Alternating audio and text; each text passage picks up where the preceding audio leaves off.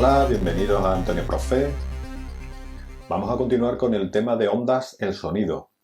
Vamos a ver concretamente la interferencia, que es uno de los temas que más suelen caer en los exámenes y en las pruebas de acceso a la universidad. Si quieres descargarte el tema, lo tienes abajo en la descripción del vídeo. Antes de empezar con el fenómeno de interferencia, vamos a hablar un poquito de difracción. Simplemente decir que se produce difracción cuando una onda se encuentra con una rendija, con un agujerito, que tiene un tamaño del mismo orden que el de la longitud de onda de la radiación que atraviesa ese agujerito. Insisto, lo vamos a ver en el tema de onda electromagnética, luego no nos vamos a entretener mucho aquí. ¿Qué es lo que vamos a ver aquí que es clave y que cae mucho en los exámenes? Pues la interferencia de ondas. Aquí hay un dibujito con el que vamos a entender, creo que bastante bien, lo que significa esto del fenómeno de interferencia. Aquí tenemos un foco A, que podría ser, por ejemplo, un altavoz. Y aquí tenemos un foco B, que podría ser otro altavoz. ¿De acuerdo? Y aquí tenemos un punto P. Obviamente, el sonido, la onda producida por el foco A, va a llegar al punto P y la onda producida por el foco B también va a llegar al punto P. Cuando lleguen las dos ondas al punto P, ahí se va a producir una interferencia. Las ondas se van a interaccionar una con la otra de tal manera que en el punto P no voy a tener posiblemente ni la onda que proviene del foco A ni la onda que proviene del foco B, sino que voy a obtener una onda nueva que viene dada por la interferencia de estas dos ondas. Nos vamos a ver esto con un ejemplo. Aquí tenemos dos altavoces, que son los dos focos. Si encendemos el primero, pues se me forma una onda, tal como estamos viendo aquí. Y aquí no hay ningún tipo de interferencia. Pero ¿qué pasa si encendemos un segundo foco? Pues ya estamos viendo cómo aquí esto cambia radicalmente y vemos ahora que hay un fenómeno de interferencia. Y en las distintas partes de este espacio, pues vemos zonas oscuras y zonas claras, o lo que es lo mismo, zonas donde hay la onda se suma y zonas donde la onda se resta. En definitiva, lo que hay es una interferencia de ondas. ¿Y cuál o cómo será la onda en ese punto? Pues la onda en ese punto va a ser la suma de las dos. Y eso es lo que tenemos aquí. Aquí tenemos que la onda total va a ser la suma de la onda que parte del foco A más la onda que parte del foco B. Es importante que, para simplificar, que tengamos en cuenta que las dos ondas que llegan al punto P son ondas armónicas, ¿vale? Que tienen idéntica amplitud, idéntica frecuencia e idéntica longitud de onda. Y además no tienen desfase inicial. Entonces las tenemos aquí. Por eso veis aquí puesto A y aquí puesto A, misma amplitud. Aquí tenemos el mismo mega, ¿vale? O sea, son ondas armónicas con unas características muy especiales.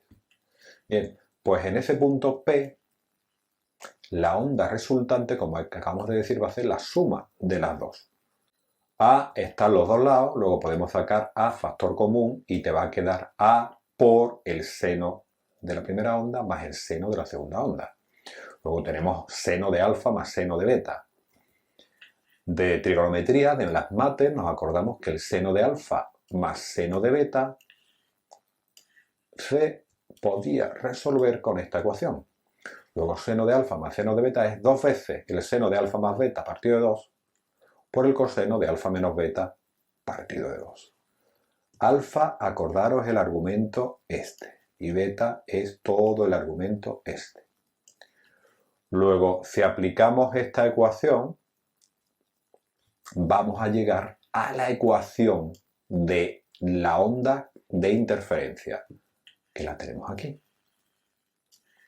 Esta es la ecuación que nos va a quedar al final. la onda de interferencia, que va a ser igual a 2a por el coseno de k x2 menos x1 partido de 2 por el seno de omega t menos k por x1 más x2 partido de 2. Insisto, esto sale de aplicar esta formulita, aplicándola, ¿vale? Llegamos aquí, no es muy complicado. Y la onda resultante tiene unas características muy interesantes. Todo esto va a ser la amplitud de la nueva onda. Y si os fijáis, la amplitud de la nueva onda depende de x2 menos x1. Aquí tenemos lo que valía x1 y aquí tenemos lo que valía x2. x2 menos x1 es la diferencia de caminos de los focos al punto donde interfieren. La amplitud de la nueva onda va a depender de la diferencia de camino de los focos al punto P. O sea, x2 menos x1. Muy importante. ¿De acuerdo? Con lo cual vamos a tener, en función de esta distancia, vamos a tener distintas amplitudes. Pues vamos a analizar ahora sobre todo esta parte, la amplitud de la nueva onda. Vamos a ver dónde esta amplitud se nos va a hacer cero o dónde se nos va a hacer máxima. Dos puntos extremos, ¿de acuerdo? Entonces, fijaros, 2a nunca va a ser cero, porque 2 es un número que no es cero, ya es la amplitud de la onda de partida, que tampoco va a ser cero. Esto digamos que es una constante y lo que realmente va a cambiar, lo que va a cambiar aquí es esta parte. ¿De acuerdo? Esta parte. Esta parte, cuando valga 1, voy a tener una nueva onda con una amplitud igual a 2a. Obviamente, si esto vale 1, me va a quedar 1 por 2a. Luego voy a tener una interferencia constructiva, voy a tener una onda mayor en el punto P. Y si esto sale igual a 0, 0 por 2a es 0, lo que significa que en el punto P la amplitud de la nueva onda es 0, luego ahí como si no tuviera onda en ese punto, ¿vale? Va a haber una interferencia destructiva y va a desaparecer en ese punto la onda. Bien, pues entonces vamos a estudiar esos dos casos concretos. Si el coseno, como acabamos de decir hace un minutito, de k x2 menos x1 partido de 2 es más menos 1, voy a obtener la amplitud máxima que era 2a. ¿De acuerdo?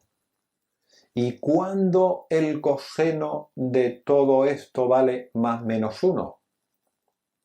Pues cuando el argumento, cuando esto que hay aquí dentro valga 0, que valdrá 1, o 180, que valdrá menos 1.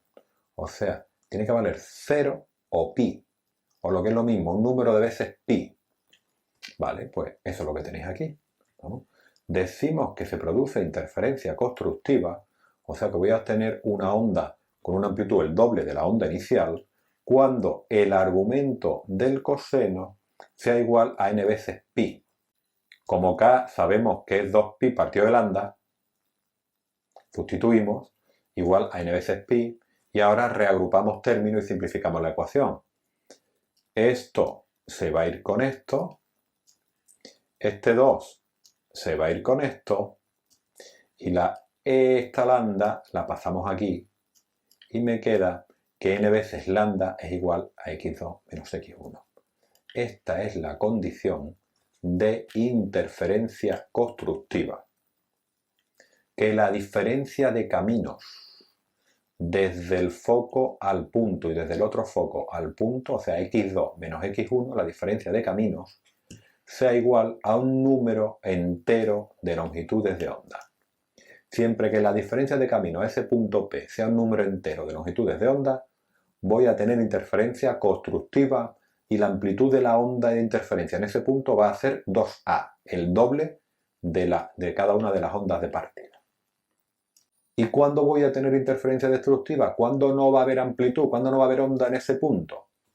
Pues cuando el coseno sea igual a 0. Cuando el coseno sea igual a 0, 0 por 2a es 0.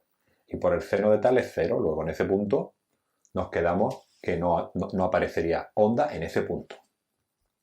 Con lo cual la amplitud sería mínima. Insisto, la nueva amplitud prima, 0. ¿Y cuándo ocurre eso? Pues ocurre eso cuando el coseno sea 0. ¿Y cuándo el coseno de un ángulo vale 0? Pues en 90 grados y 270 grados, ¿verdad? Pi medio y 3 pi medio. O un número impar de veces pi medios. Porque claro, si tengo 90 grados y lo multiplico por 2 tengo 180. 180 ya es menos 1. Necesito tener 90 o 270. Y luego otra vez 90 o 270. ¿De acuerdo? Entonces la condición que se tiene que cumplir la tenemos aquí. Que el argumento del coseno sea un número de veces impar pi medios. Igual que hicimos antes, k es 2pi partido de lambda, pues será igual a un número impar de veces pi medios. Aquí se me ha escapado un igual, he puesto uno más de la cuenta. Bueno, pues igual que hicimos antes, empezamos a quitar cosas. Aquí hay un pi, aquí hay un pi, aquí hay un 2, aquí hay un 2, este 2 no se me ha ido, ¿vale? Tened cuidado.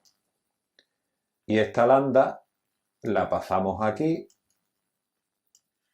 y este 2, que me ha quedado aquí, que está multiplicando, pasaría aquí dividiendo. O sea, me quedaría lambda partido de 2.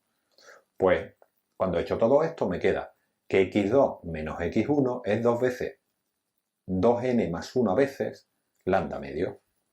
O sea, que se va a producir interferencia destructiva cuando la diferencia de caminos desde el primer foco hasta el punto P y el segundo foco hasta el punto P, pues cuando la diferencia de caminos, o sea, x2 menos x1, sea un número impar de medias longitudes de onda, obtendremos interferencia destructiva y por consiguiente la onda en ese punto desaparecerá. Como resumen, o sea, la onda resultante de esta interferencia va a tener igual longitud de onda y frecuencia que las ondas originales y su amplitud en cada punto, como hemos dicho, va a depender de la diferencia de caminos, de x2 menos x1. Interferencia constructiva, ¿cuándo va a tener lugar? Cuando la diferencia de caminos sea un número de veces lambda. ¿Y cuándo va a haber interferencia destructiva? Pues cuando la diferencia de caminos sea un número impar de veces lambda medio, 2n más 1 lambda medio. Pues muy bien, esto es todo en este vídeo. Si te ha gustado, por favor, suscríbete y dale a like y nos vemos en el siguiente vídeo. Venga, hasta luego, un saludo.